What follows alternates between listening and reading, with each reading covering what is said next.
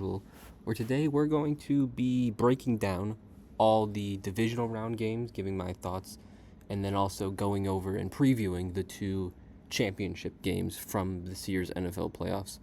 I know this is a little late, but it's so that's why I'm kind of combining the two together. Before we get in this video, make sure to subscribe if you enjoyed, leave a like, and comment down below your thoughts on these games and your predictions on the conference championship games.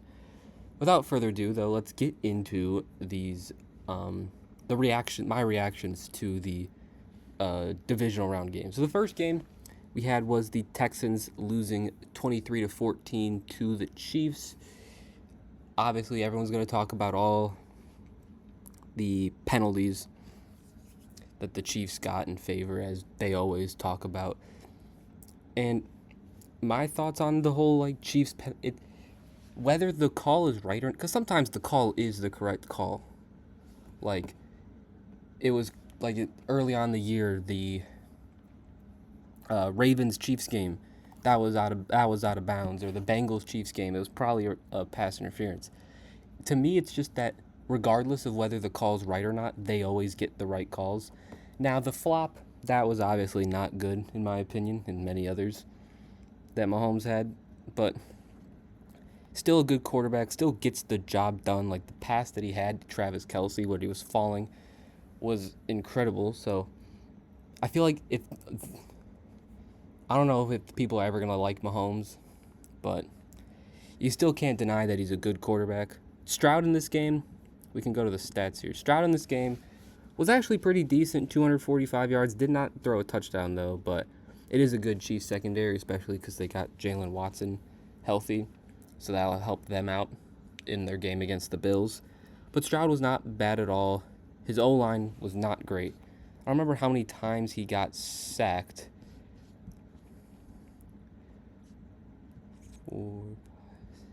8 sacks. So it wasn't really C.J. Stroud's fault. He didn't have much to work with. The O-line wasn't doing its job. He didn't really have anybody outside of Nico Collins and Dalton Schultz occasionally to throw the ball to. And it was just a tough uphill battle for Stroud in this offense. Joe Mixon had a very good game. 88 yards, 4.9 per carry, and a touchdown as well. Very low-scoring game, at least in terms of touchdowns. I think there was only 3 touchdowns scored, if I'm not mistaken. So Mixon played a good game, as he's always had. He had a great year. Nico Collins, of course, was doing his things, and their pass rush specifically only was able to get to Mahomes 3 times. And if you can't sack Mahomes, you're not going to beat the Chiefs for whatever reason, whether it's them or the refs, whatever. You're just not going to beat them if you only get to Mahomes 3 times. So that was probably one of the bigger reasons why they lost this game, outside of any officiating, was that they weren't able to generate enough pressure. Will Anderson had a great game, but you didn't get a lot of pressure from everyone else. On the Chiefs side of the ball, Mahomes was efficient somewhat, 177 yards, 1 touchdown. Kareem Hunt had a good game, nothing spectacular. Travis Kelce just was wide open on so many plays. You wonder, how does he get that open? But he had an incredible game, 7 receptions, 117, and a touchdown. I think he just passed Jerry Rice for the most 100-yard playoff games in a career or something like that, or tied him, whatever. So he's sort of going to his playoff form. Mahomes, not so much. He didn't have an incredible game, but he normally steps it up when they play the Bills, so we'll see what happens there. But the Texans beat them in almost every category. They beat them. They had 120 more total yards. They had 20 more passing yards, almost 100 more rushing yards, 1 more yard per play. They had more first downs. They were more efficient on third. They won the time of possession battle, and normally you win those games, but they weren't able to put things together. There was that one drive where the Chiefs blitzed Stroud 3 plays in a row, and they all ended up in sacks and incompletions. And the Texans weren't able to put it all together. The refs were maybe a little questionable as well. And if you can't generate pressure, if you can't convert on your fourth down that fourth down they had. If you, I guess they didn't maybe play as complete of a game as you would have wanted, but you can't be too upset with Stroud, as you've seen from him in his first year. 2 back-to-back division titles, 2 years winning a playoff game and then losing to the Chiefs and the Ravens last year. So it was just a good enough game from the Chiefs to get the win. Pretty much all it is. Next game is probably the biggest shocker of the divisional round. That is the Commanders beating the Detroit Lions at home with a rookie quarterback, 45-31. I mean, Jaden Daniels was outstanding in this game. 22 for 31, pretty much 300 yards, 2 touchdowns, also had 51 on the ground. Brian Robinson was great, 77 yards, 5.1 per carry with 2 touchdowns. De'Ami Brown was great. Terry McLaurin had that pretty much momentum-changing like screen-type pass that he took 40 yards or whatever into the end zone. They were able to get 4 interceptions off of Goff.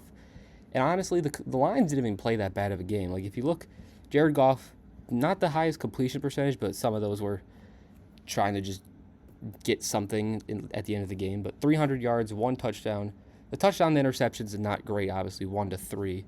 But Gibbs had an outstanding. They couldn't stop Gibbs. It felt like they probably could have given the ball to Gibbs almost every play, and they would have had a good offensive game. They could not stop Gibbs, and that worries me a little bit for them being able to stop Saquon. Amon-Ra had a great game. Jameer also had 70 receiving yards. Jamison Williams, of course, had that big touchdown, but he also had that big interception. He should have just probably taken a sack or whatever. Laporta had that crazy one-handed catch. So what you can't even, like, the Lions didn't even play that bad. They scored 21 points in the first half, which if you score 21 points in the first half, you're feeling good about your chances to win. But the Commanders put up 31 points in the first half and another 14 in the fourth. But with the Lions, outside of the turnovers, the Commanders couldn't stop them. Their offense was moving. Both offenses couldn't be stopped. You just see the Lions had 4 turnovers, or 5 turnovers because they had the fumble lost, and the Commanders had 0. And that was the difference in this game because both offenses they couldn't be stopped. 300 passing yards to 320, 481 total yards to 521. Both had 180-plus rushing yards. Both Commanders had 6.6 yards per play. The Lions at 7.7. Both very efficient on fourth down. Only 2 sacks, only 2 punts, and only 9 penalties. Outside of the turnovers, it was a pretty much perfect game from both offenses.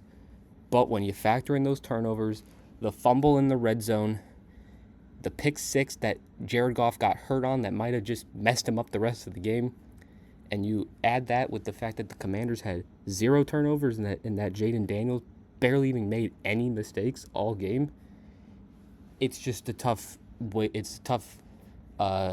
chance to win the game when you can't stop them and you make those crucial mistakes in certain parts of the game. And that was the difference in this game. But the Lions will probably be back. They don't have their coordinators, though.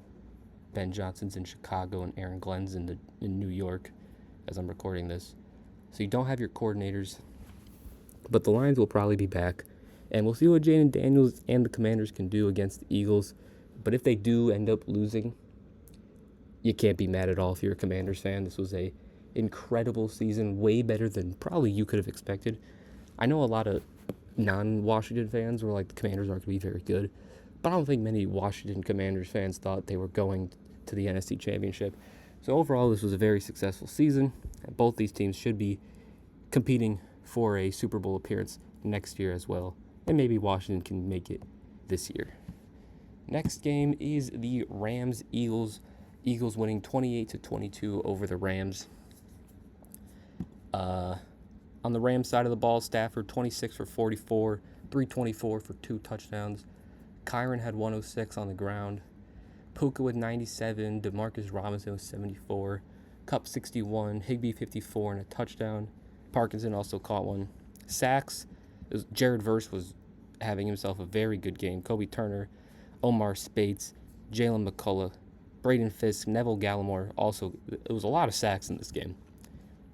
And on the Eagles side, Hurts efficient, not the biggest game. It was the snow was obviously a big factor, but 15 for 20, 128. Saquon, he had 250 against the Rams earlier in the year, and now he has 205 on 2 touchdowns against them in the playoffs. Hurts also had that big touchdown run as well. Goddard, I mean, Hurts only threw 128. The receiving numbers aren't going to be good, but Goddard was their top guy. And they got a lot of sacks too. Jalen Carter with 2, Nolan Smith with 1, Moro Ijomo with 1, Jalix Hunt with 1. So there's a lot of sacks. No picks though. No interceptions thrown. But yeah, 12 sacks allowed, 9 punts. It was an ugly game. I mean, if you just look at the weather, it was obviously they weren't going to score a lot of points. But the Rams did not play that bad of a game. Again, they were able to sack Hurts. They were able to limit his passing attack, contain guys like Devonta Smith and A.J. Brown, but they just couldn't stop Saquon.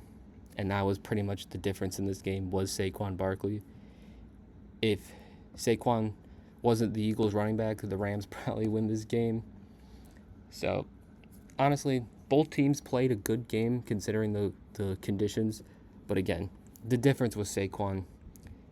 Basically the reason they won, and their defense. Their defense is very good, and the weather fit them perfectly. Like, the Rams are more of a passing team, and the Eagles are more of a run team. And when the snow started coming, I mean, they scored their two of their big rushing touchdowns without the snow. But when the snow started coming, it was like the Eagles could just run this ball, get some pressure on Stafford, and probably end up winning this game. The Rams did have a chance, though. It did get very close at the end. But for the most part, the Eagles dominated this game. And honestly, there's not much to say outside of it. Was just pretty much Saquon. Last game of the divisional round was probably the best game, at least the closest game, was the Bills beating the Ravens 27-25 in Buffalo. On the Ravens side of the ball, Lamar had himself a very good it was a very up and down game for Lamar. He had 254 yards, 2 touchdowns, 39 on the ground. But it was the fumble and the pick that really hurt the team. Because Derrick Henry was very good. Isaiah Likely was a lot better than I thought it'd be. I thought Mark Andrews would be the guy, but it was pretty much just Bateman and Likely because he didn't have Zay Flowers to throw the ball to.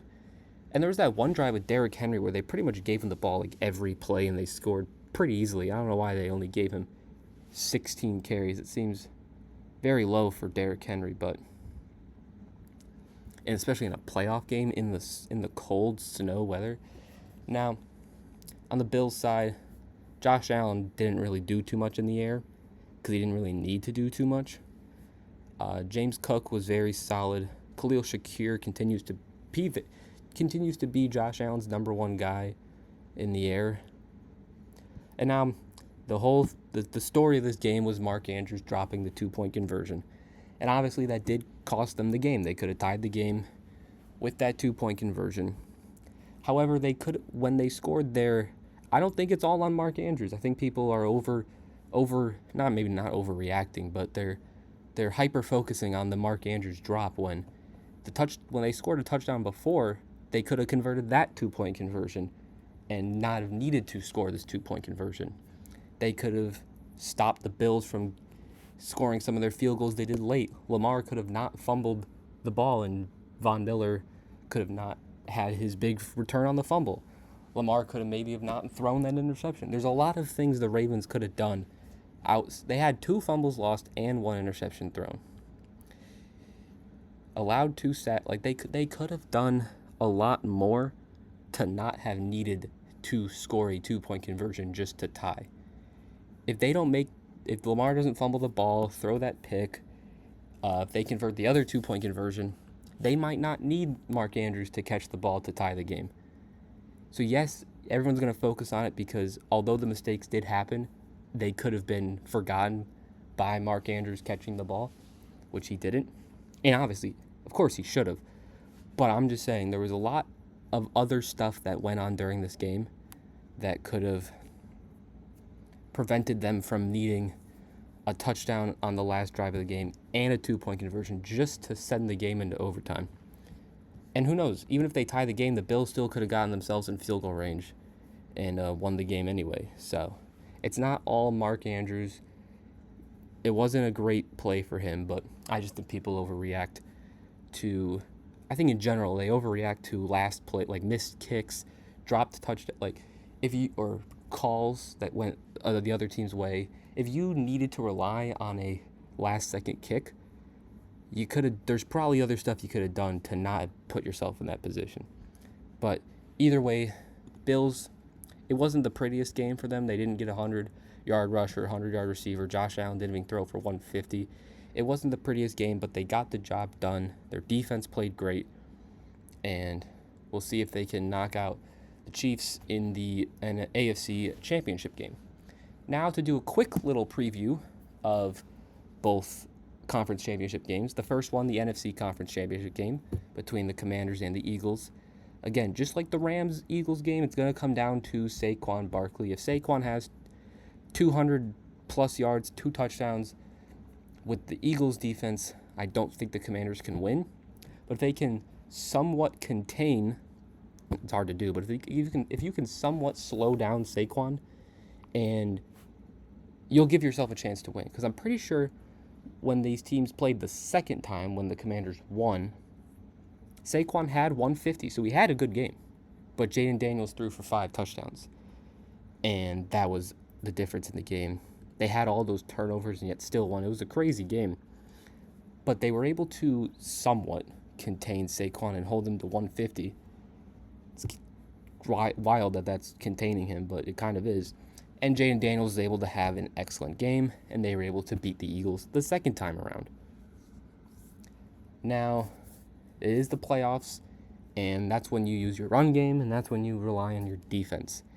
And although Jaden Daniels has not played like a rookie at all, I don't even think this is he's a rookie thing. I just think this is Eagles have such a good defense, and they were able to hold, I know it was snowy, but they were able to hold Stafford and the Rams to 22 points, because this is not the Lions' defense.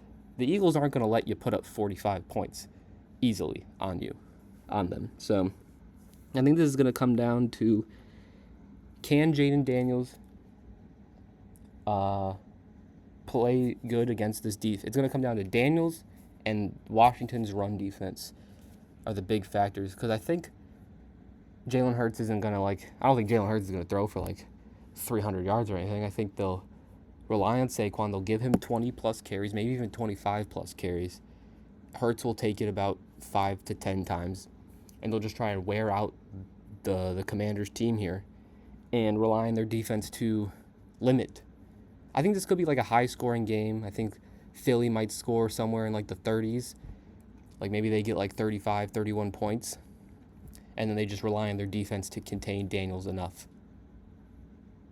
28 points. I think that's what it's going to come down to. I do think the Eagles end up winning this game, but I've continued to doubt the Commanders, and they continue to prove me wrong, so I'd love to be proven wrong with the Commanders. The next game that we will be quickly previewing is the AFC Championship game between the Bills and Chiefs. Last time these two teams played, Bills got the better of the Chiefs, but that normally happens in the regular season. In the postseason, it normally goes the Chiefs' way. So we'll see what happens in this game. Chiefs' defense is getting healthier and is playing better. So I think they will be able to have a similar performance than that the Ravens did defensively. Because the Ravens actually played a pretty good game defensively. And I think the Chiefs can do somewhat similar. I think they can hold them to under 28 points. It's just, can their offense score then more points, obviously? And I think they can. I think this will be somewhat in the high, both teams score mid to high 20s, a 27, 24, 28, 24 type of game. It always is that high 20s close game between these two teams, it feels like. I do think this is Josh Allen's best chance to knock out the Chiefs. But I find it hard to pick against the Chiefs, whether it's their talent, whether they get lucky, whether it's the refs, whatever reason it is. I've just learned that you don't doubt the Chiefs. And when we continue to doubt the Chiefs, and they continue to prove us wrong again, for whatever reason it is, whether it's controversial, whether it's just them being good, whatever. Regardless of the reason, they just find a way to win games, and they know how to win games. And I think for that reason, I do think the Chiefs end up winning this game over the Bills. As I said, like 28-24 type of game. But Josh Allen plays the Chiefs so well that I wouldn't be surprised if this is finally the time that he gets the best of the Chiefs and Mahomes in the playoffs. But I don't know if they can stop Travis Kelce. Isaiah likely had 70 yards against them. I don't know if they can stop Travis Kelce. But those are my predictions for the conference championship games and a little bit of a reaction to the divisional games. If you enjoyed the video, make sure to leave a like. Hit the subscribe button if you don't want to miss more. And in the comments, let me know some of your thoughts on these games. And I'll see you guys next time. Peace.